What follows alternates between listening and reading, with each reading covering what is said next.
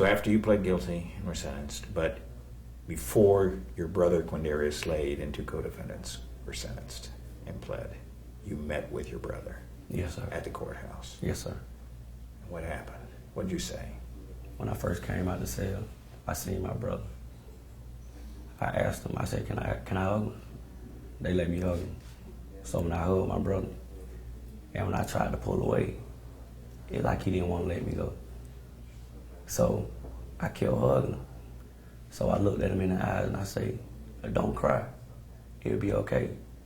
I'm gonna be okay. Whatever life have in the future for you and the rest of my co-defendants, when y'all get out, be better than me. Don't be like me, because it's not over yet. And I looked at my other two co-defendants, I told them, I love them too. Even though I didn't really know Deshaun Smith, I told him I love you too.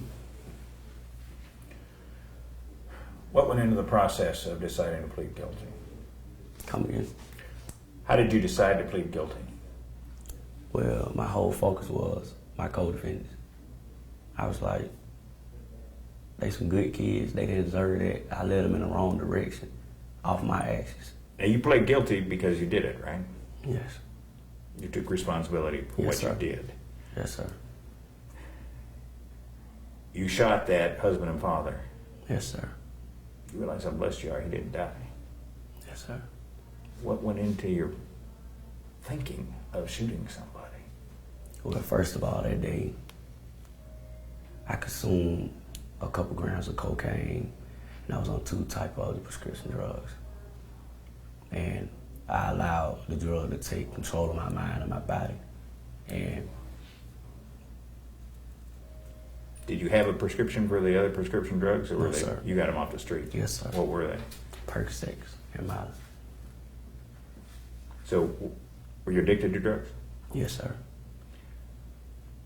And you were how old at that time? When I first started taking the drug, I was about 14 when I started using cocaine. I was 11 when I started using marijuana. I was about 14, 15 when I started using prescription drugs. Drugs play a big part in your downfall. Yes, sir. So, you know, a lot of guys, they think they smoke some weed, it's a little rule, right, that they're breaking.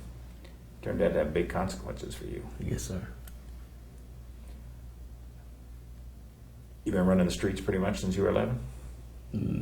I first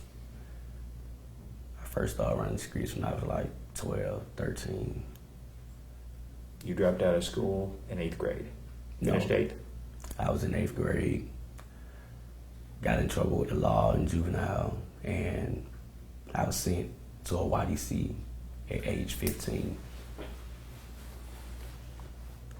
So you went as far as 8th grade? Yes, sir.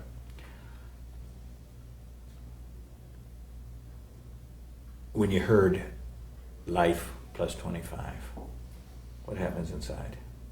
It didn't really hit me yet, but I was like, it's only for my good. Maybe it's a good outcome to this. How so? Maybe it's just been God's plan. You think maybe otherwise you'd wind up dead in the street? Maybe so.